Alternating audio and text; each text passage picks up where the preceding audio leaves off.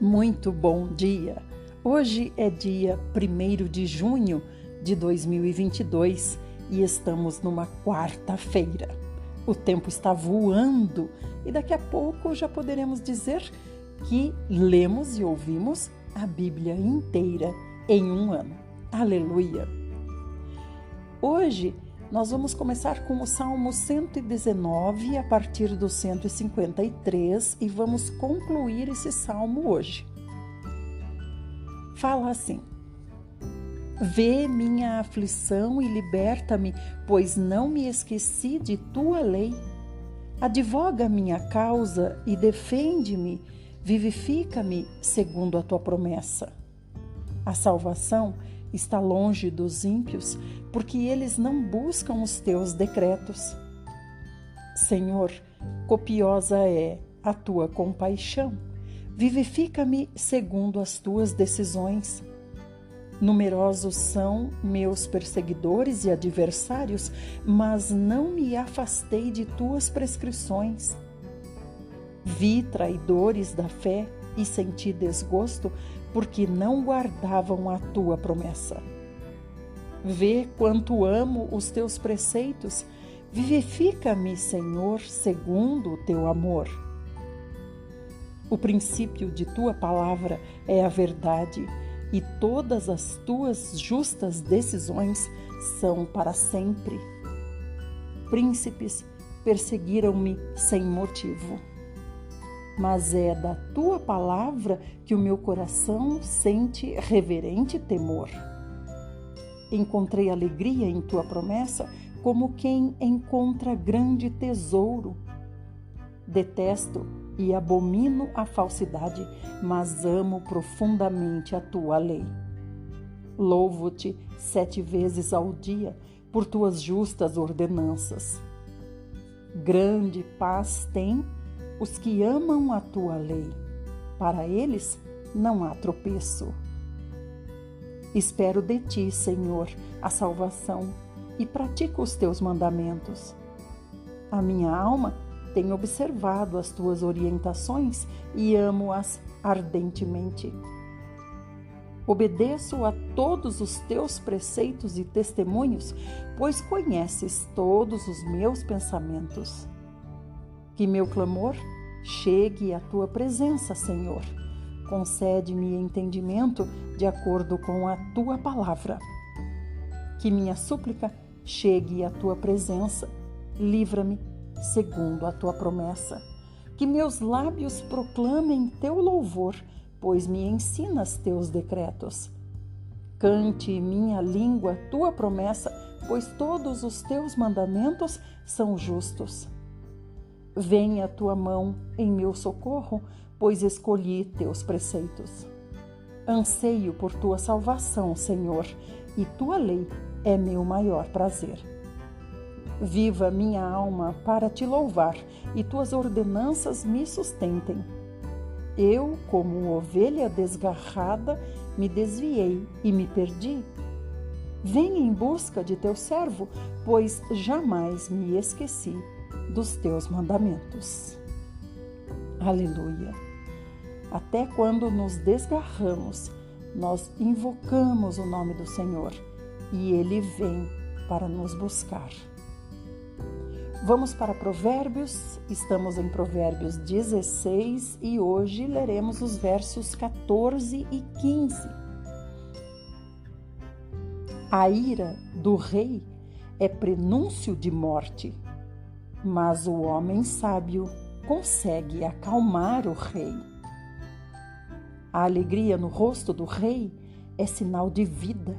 Seu favor é como generosa nuvem de chuva na primavera. Vamos para o Velho Testamento? Estamos vendo como está a história de Absalão, filho de Davi, que vai contra seu pai. Hoje, 2 Samuel, capítulo 18. Absalão é derrotado e morto. Então Davi passou em revista seu exército e nomeou comandantes de batalhões de 1.000 e de 100 homens. Em seguida, dividiu todo o exército em 3 grandes companhias, uma terça parte nas mãos de Joabe, outra terça parte nas mãos de Abisai, irmão de Joabe, filho de Zeruia, e a terceira parte sob o comando de Itai, o Giteu. E exclamou então o rei Davi às tropas: Eu também seguirei convosco para a guerra. Os soldados, entretanto, ponderaram ao rei Davi: Tu não deves partir em nossa companhia desta vez, porque se formos obrigados a recuar, não nos darão atenção. E se morrer até a metade de nós, também não nos darão atenção. Ao passo que tu és como 10.000 homens dentre nós. Portanto, é melhor que sejas o nosso socorro, pronto a vir da cidade. Davi respondeu: Farei o que vos parecer bem. O rei se colocou ao lado da porta da cidade, enquanto o exército saía em unidades de 100 e de 1.000. Então o rei ordenou a Joabe, Abisai e Itai: Por amor a mim, tratai o jovem Absalão com brandura. E todo o exército recebeu a ordem que o rei Davi deu a todos os chefes a respeito do cuidado para com seu filho Absalão. As tropas do rei Davi saíram a campo aberto em direção a Israel, e a batalha teve lugar na floresta de Efraim. E todo o exército de Israel foi vencido à vista da guarda de Davi, e houve nesse dia uma grande derrota em que pereceram 20.000 homens. A luta se desenrolou por toda a região, e nesse dia a floresta devorou mais vítimas do que a própria espada. Durante os embates, Absalão, montado em sua mula, acabou se encontrando com os soldados de Davi. E ao passar apressadamente com a mula debaixo dos galhos de uma grande árvore, Absalão ficou preso nos galhos pelo pescoço, ficou suspenso entre o céu e a terra, e a mula seguiu em frente. Então, amados, é por isso que fala aqui no verso 7, fala que nesse dia a floresta devorou mais vítimas do que a espada.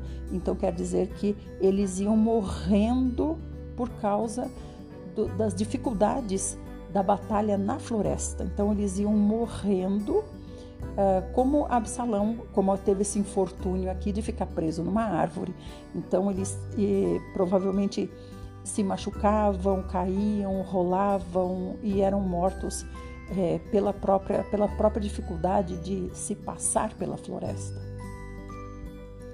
Então Absalão ficou suspenso pelo pescoço numa árvore e a montaria dele seguiu em frente. Certo homem viu Absalão naquela situação e correu para informar a Joabe, o capitão, ou melhor, o comandante do exército de Davi. Eis que acabo de ver Absalão atado e suspenso entre os galhos de um carvalho.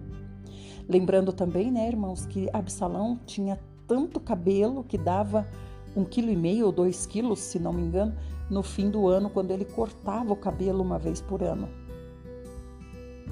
Então Joabe retrucou: Pois se o viste, por que não o mataste ali mesmo? Eu te daria agora 10 peças da prata e um cinturão de guerreiro. O homem, todavia, replicou a Joabe: Mesmo que pusesses nas minhas mãos 1000 peças de prata, não levantaria a minha mão contra o filho do rei Davi. E foi diante de nós que o rei pessoalmente te ordenou, e igualmente a Abisai e a Itai: Por amor de mim, todos quantos ouvirem esta palavra, tratai com brandura o jovem, meu filho Absalão.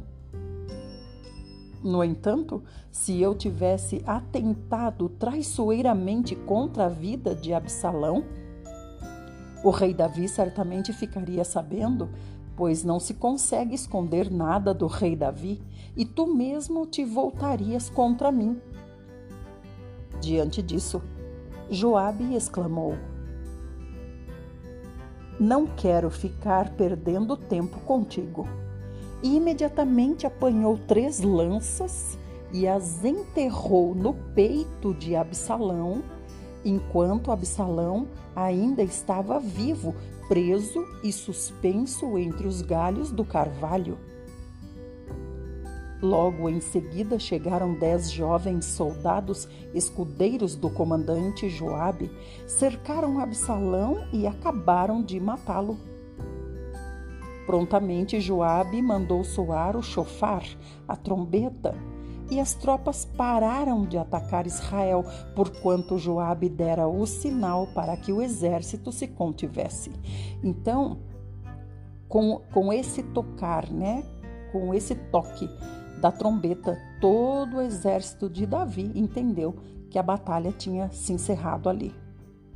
Então pegaram o corpo de Absalão e o atiraram para dentro de uma grande fossa no meio da mata e ergueram sobre ele um monte de pedras. Enquanto isso, todos os israelitas fugiam para casa. Por que os israelitas estão fugindo, irmãos? Porque os israelitas, eles estavam do lado de Absalão. Por isso que agora eles fogem. Em vida, Absalão tinha resolvido erigir para si mesmo um monumento no Vale do Rei, alegando: erguerei uma estela para mim, pois não tenho nenhum filho para conservar a memória no meu nome. E por isso deu seu nome àquela coluna, que ainda hoje é conhecida como o Monumento de Absalão. Irmãos, é interessante a gente lembrar que quando a gente conheceu Absalão aqui, antes de Amnon estuprar a sua irmã Tamar, a gente não vê Absalão dessa maneira que ele está agora. Ele parecia, estou dizendo parecia porque eu não tenho conhecimento profundo de Absalão, mas ele parecia ser um jovem de caráter adequado, ser um jovem amoroso, ser um jovem diferente, um jovem simples. Mas depois que a irmã dele foi estuprada pelo seu meio-irmão e ele foi tomado por ira, e essa ira se transformou numa fúria, nunca mais Absalão foi o mesmo. Então, desde o estupro de Tamar até o assassinato de Amnon, a gente vê Absalão ficando cada vez pior. E como eu digo para vocês, a ira é um ser vivo que se apodera da pessoa. A ira de Absalão se transformou em fúria, até que trouxe a ele a morte. Continuando, o pranto e a dor do rei Davi. Então Aimaas, filho de Zadok, disse: vou correndo anunciar ao rei a boa nova de que Yahvé lhe fez justiça e o livrou de seus inimigos. Porém Joabe lhe advertiu: hoje não serás portador de uma alegre mensagem. No outro dia sim, porque a nova não é boa, o filho do rei está morto. E Joabe convocou um escravo cuxita etíope e deu ordens a ele: vai comunicar ao rei Davi tudo o que viste. O homem de Cuxi reverenciou a Joabe e saiu correndo para levar a notícia ao rei Davi. Todavia Aimaas, filho de Zadok, insistiu ainda e rogou a Joabe: haja o que houver, eu também quero ir atrás do cuxita. Contudo Joabe lhe respondeu: para que vais correr, meu filho? Nenhuma recompensa receberás por dar essa notícia. Mas Aimaas replicou: seja como for, desejo ir o mais depressa possível. Então Joabe consentiu, dizendo: vai, se é o que desejas. E Aimaas partiu em disparada pelo caminho da planície do Jordão e passou à frente do homem de Cuxi. Davi encontrava-se sentado entre a porta interna e a externa da cidade. E quando o soldado que fica de sentinela subiu ao terraço que havia sobre a porta, junto à muralha, observou um homem que vinha correndo sozinho. Imediatamente o soldado gritou, avisando o rei Davi. E Davi disse: se ele está sozinho, deve trazer boa notícia. E aquele homem foi se aproximando. Mas o soldado de vigia viu outro homem que se aproximava logo atrás do primeiro e alertou ao porteiro: eis que vem outro homem que corre sozinho. Ao que exclamou o rei: esse também deve estar trazendo boas novas. O vigia acrescentou em alta voz: eu reconheço o moço. O modo de correr do primeiro homem é como corre Aimaas, o filho de Zadok. E ponderou o rei Davi: este é um bom homem, ele deve estar trazendo uma boa mensagem. Então Aimaas aproximou-se do rei e o saudou reverentemente. Atirou-se com o rosto ao chão diante do rei Davi e anunciou: bendito seja Yahvé, o teu Deus. Ele entregou os homens que se insurgiram contra o rei, meu senhor. Vamos saber o que aconteceu?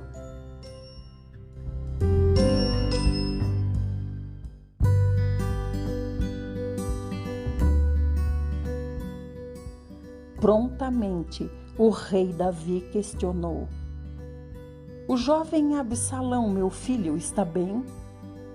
Ao que Aimaas respondeu ao rei Davi: observei que houve grande alvoroço no momento em que Joabe, servo do rei, mandou este teu servo, contudo não sei o que aconteceu. O rei ordenou: fica aqui ao lado e aguarda um pouco. Em seguida chegou o etíope e transmitiu a seguinte informação: ó rei Davi, meu senhor, ouve a boa notícia. Hoje Yahvé te fez justiça, livrando-te de todos os que se levantaram contra ti. E o rei Davi indagou ao cuxita: vai tudo bem com o moço Absalão? E o etíope respondeu: que tenham a mesma sorte desse moço todos os inimigos do Senhor meu rei e todos os que se têm levantado contra ti para te fazerem mal. Então o rei Davi, profundamente abalado, subiu ao quarto que ficava por sobre a porta e chorou copiosamente. O rei Davi ia subindo e clamando aos soluços: meu amado filho Absalão, meu filho Absalão, quem dera ter morrido em teu lugar. Ah, Absalão, meu querido filho, meu filho. Então, amados irmãos, a gente vê que Absalão morreu, foi tombado, não foi nem em combate, né? A própria floresta contribuiu para a morte de Absalão quando ele ficou preso, enroscado em uma árvore, pendurado na árvore, sem conseguir descer, pendurado pela cabeça, né? Ficou com o pescoço preso entre os galhos e não conseguia se soltar. Então veio um e deu flechada nele, que foi Joabe. Depois vieram outros, então provavelmente com as flechadas, 3 flechadas, ele caiu no chão, caiu da árvore e vieram os outros e terminaram de matá-lo.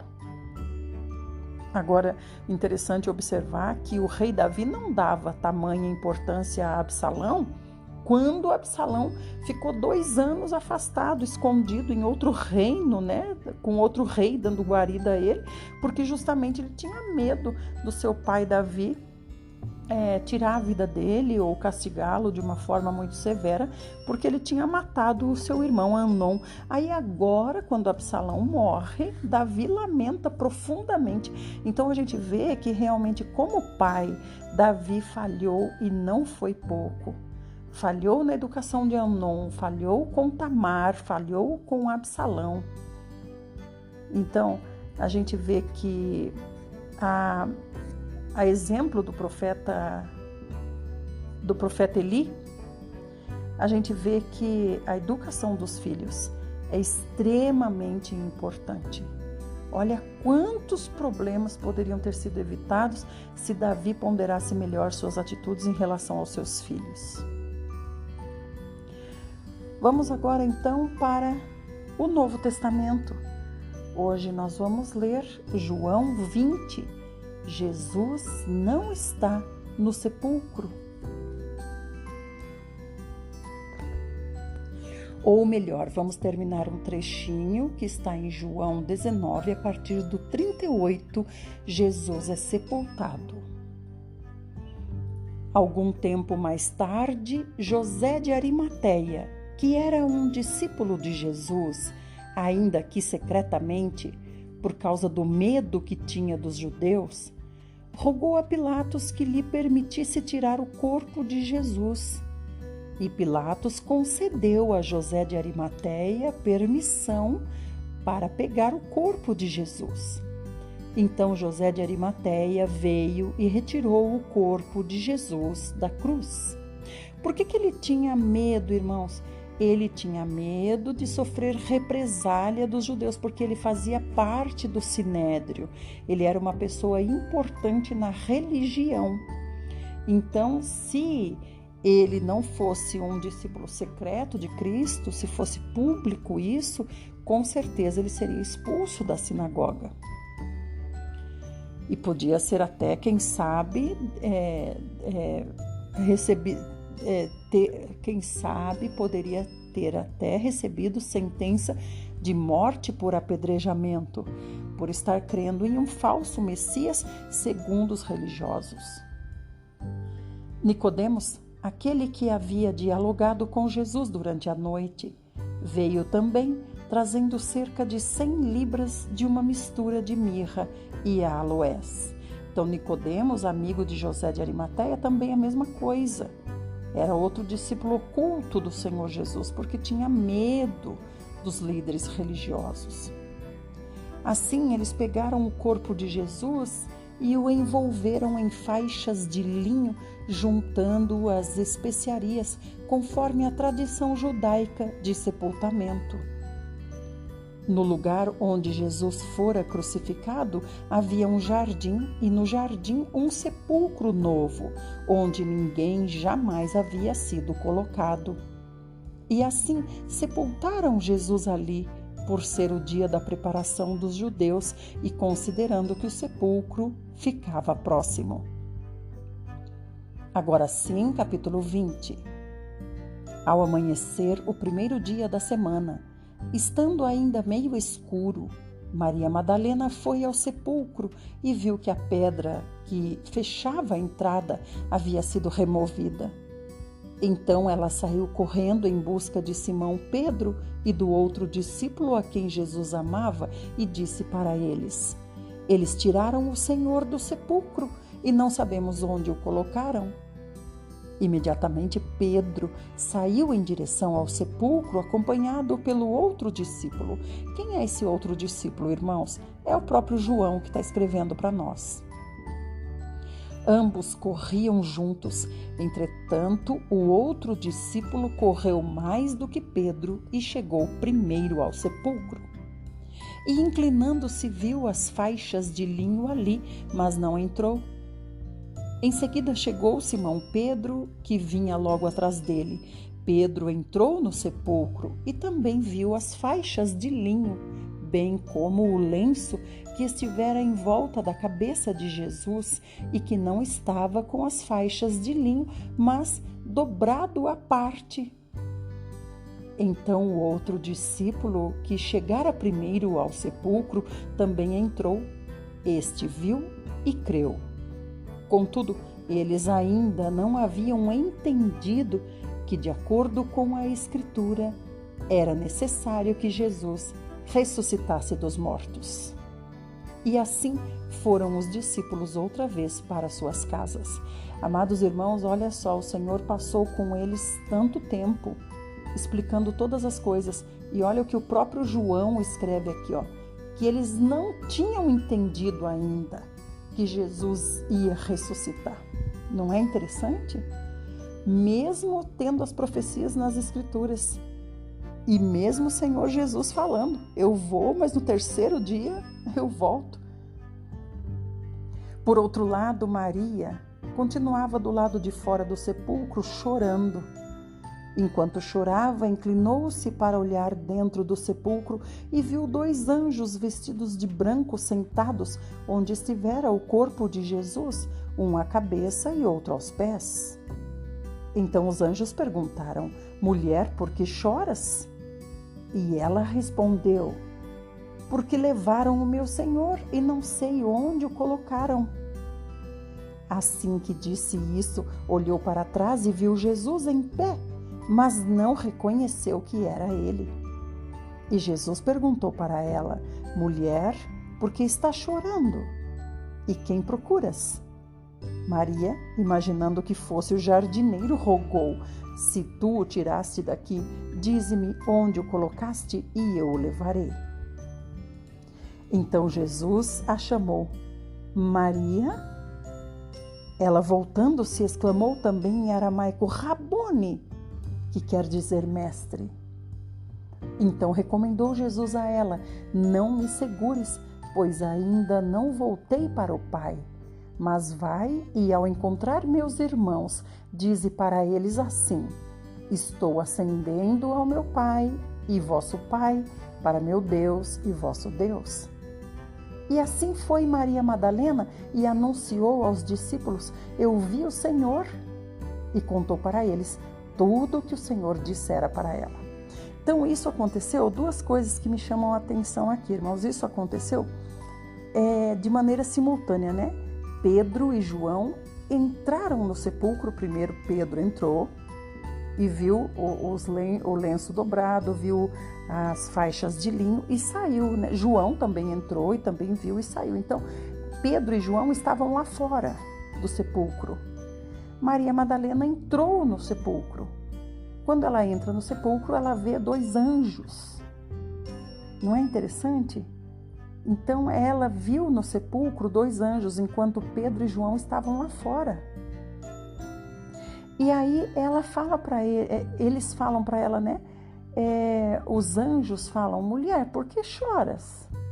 Os anjos perguntam para ela. E aí depois o próprio Senhor está ali de pé e fala para ela: mulher, por que você está chorando? E ela pensou que era o jardineiro. Mas só depois, quando ele chama ela pelo nome, Mariam, ela se lembra: é a voz do meu Senhor. É a voz do pastor que a ovelha reconhece. A ovelha reconhece o chamado do seu pastor. Outra coisa que me chama a atenção também é que tanto os anjos quanto o próprio Senhor Jesus chamaram Maria Madalena de mulher. Mulher, por que choras? Esse mulher, amados, era uma maneira carinhosa, respeitosa, cordial e gentil de, na época, se dirigir às mulheres. Entende? Então, quando Jesus falou para sua mãe, quando Maria, mãe de Jesus, fala para ela fazer o milagre do vinho, porque estava faltando vinho, e ele fala: que tenho eu contigo, mulher, ainda não é chegada a minha hora. Eu já vi muitos irmãos, até em pregação, dizendo que Jesus falou assim porque ela não tinha autoridade sobre ele, ou então que Jesus foi rude com sua mãe Maria. Não é nada disso. Esse mulher é um jeito gentil da época de se dirigir às mulheres. Então você vê aqui que os 2 anjos chamam Maria Madalena mulher, porque choras? E o próprio Senhor Jesus fala para ela: mulher, por que está chorando? Então foi dessa mesma maneira que o Senhor se dirigiu à sua mãe Maria naquele episódio das bodas da festa, né, de casamento, e o Senhor disse: mulher, que tenho eu contigo? Então esse mulher é bem mais profundo do que a gente pensa, não é raso, como as pessoas costumam dizer, né? É como se hoje fosse minha senhora, minha querida, amada, por aí vai. Continuando. Então, ao entardecer daquele dia, o primeiro da semana, Os discípulos estavam reunidos a portas trancadas por meio das autoridades judaicas. Por medo dessas autoridades, trancaram as portas. Jesus apareceu e pôs-se no meio deles e disse: Shalom, a paz seja convosco. Enquanto Jesus falava aos discípulos, mostrou para eles as mãos e o lado. Então os discípulos ficaram muito alegres ao verem o Senhor. E Jesus disse para eles mais uma vez: a paz seja convosco. Assim como o Pai me enviou, eu também vos envio. E tendo dito isso, soprou sobre eles e disse-lhes: recebei o Espírito Santo. Aqueles a quem perdoardes os pecados, ser-lhes-ão perdoados. Aqueles aos quais mantiverdes, ser-lhes-ão mantidos. Contudo, Tomé, um dos 12, chamado Dídimo, não estava com eles quando Jesus apareceu. Os outros discípulos, no entanto, anunciaram para ele: nós vimos o Senhor. Mas Tomé respondeu: se eu não vir as marcas dos pregos nas mãos, não colocar o meu dedo onde estavam os pregos e não puser a minha mão no seu lado, eu não vou acreditar. Após 8 dias, os discípulos estavam reunidos ali outra vez e Tomé estava com eles. As portas estavam trancadas. Quando Jesus apareceu, pôs-se no meio deles e disse: a paz seja convosco. Então dirigiu-se a Tomé e disse para ele: coloca o teu dedo aqui, vê as minhas mãos. Estende tua mão e coloca no meu lado. Agora não sejas um incrédulo, mas crente. E Tomé confessou a Jesus: meu Senhor e meu Deus. Ao que Jesus afirmou: Tomé, porque me viste, acreditaste? Bem-aventurados os que não viram e creram. Verdadeiramente, Jesus realizou na presença dos seus discípulos muitos outros milagres que não estão escritos neste livro.